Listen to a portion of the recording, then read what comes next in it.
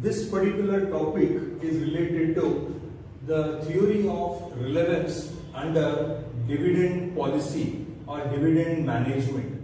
So theory of relevance says that the dividend, if it is paid, it is going to have an effect on the business. If the dividend is not paid, it also going to have an effect on the business. So based on that, we have a theory called theory of relevance. Under that, one particular model is called as Walters model. It talks about the relationship between the cost of capital and internal rate of return, or we call it as return on investment. So here, according to Walter, the relation between the internal rate of return and cost of capital is going to determine the dividend policy.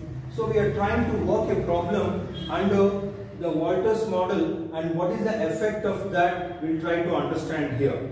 So in this problem we have the company, D company, having capitalization rate of 10%. Capitalization rate or cost of equity capital is one and the same. Earning per share rupees 50. It is called as E. Rate of return on investment, there are three different types of rates have been given. It is 12%, 8% and 10%. So I have made three columns to work the effect of return on capital in three different columns. Show the effect of dividend policy on market price of shares applying Walters formula when the dividend payout ratio is 0%, 20%, if it is 40%, 80%, 100%.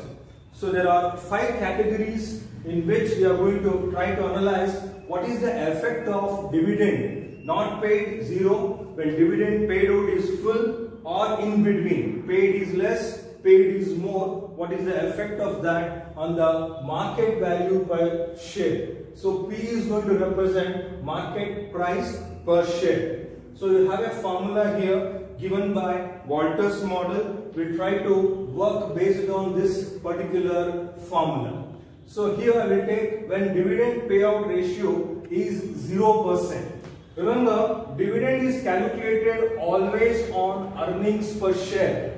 So earnings per share is 50 rupees, 0%.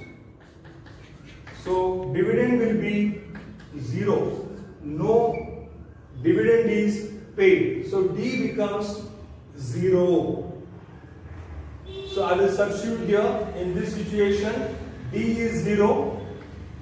Cost of capital 10%. Or I have taken here 0.12.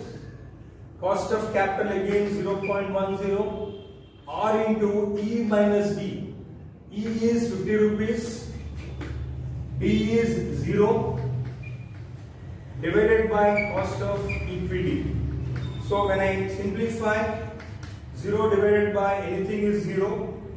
When you multiply this 0.12 into 50 rupees divided by 0.10, one value you get, that divided by 0.10 you have to do.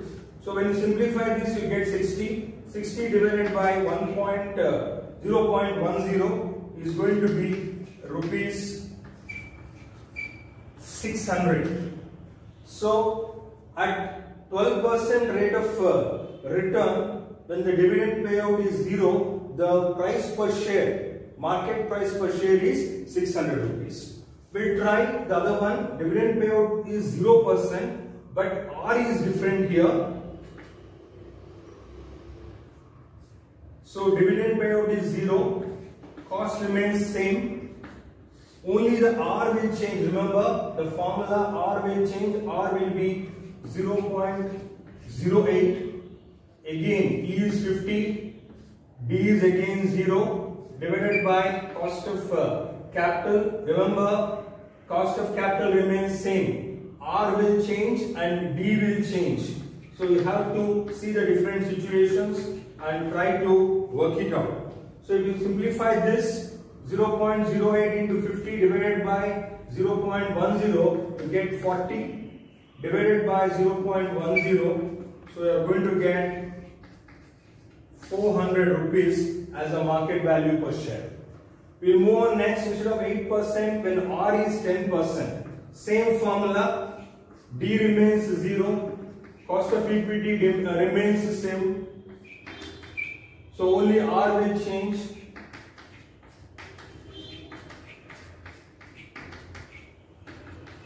So here, simplify the numerator is 50 divided by denominator 0.10. So it is going to show the value of 500. So we have to work at a time one part of it when dividend payout ratio is 0%. But three different rate of return. You can see 600, 400 and 500. So when R is more, the value is more. When R is less, the value is less. When dividend payout is 0%. That is A. Next B, when dividend payout ratio is 20%. I have told you very clearly that 20% is calculated always on earnings. This is very important. Out of 50 rupees, 20% will be given as dividend.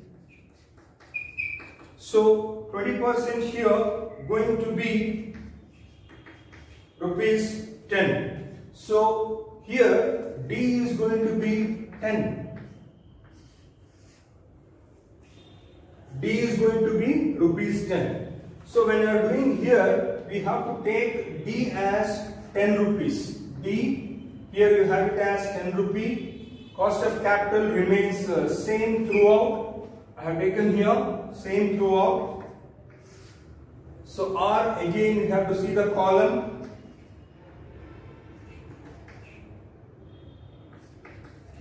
E is 50. Dividend is 10 rupees.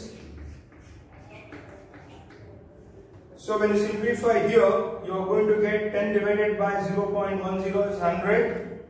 You are going to simplify 0.12 into 40 divided by 0.10. So you are going to get here 48 rupees divided by 0.10. So 100 plus 480, you are going to get 580 rupees as the market value. So here when R is 12%, dividend is 20%, the market value is 580. Let us try for R now 8%. So D is again 10, cost of equity same, R is 0.80, 50 rupees, D is 10, again cost of equity is same.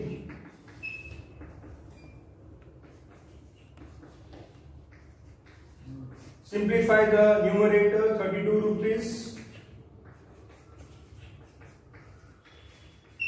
So 32 rupees divided by 0.10, 320 rupees.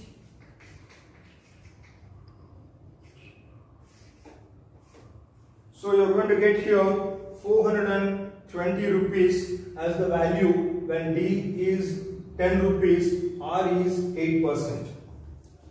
Next move on to R is 10%.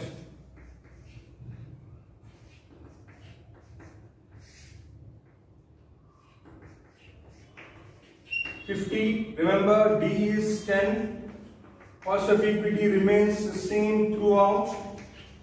Simplify, you are going to get 40 for the numerator, denominator is 0.10, so 100 plus 400, 500 rupees again here. So you can observe when dividend is 0, 500 rupees, when dividend is 20% it is 500 rupees. That is when R is 10%. Next, after the two categories, then we will move on to the next category when dividend payout ratio is 40%. So 40% to be calculated always on E. E is earnings.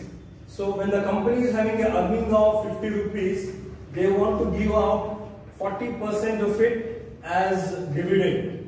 So here the dividend is going to be that 20 rupees. So I have written here D is 20 rupees.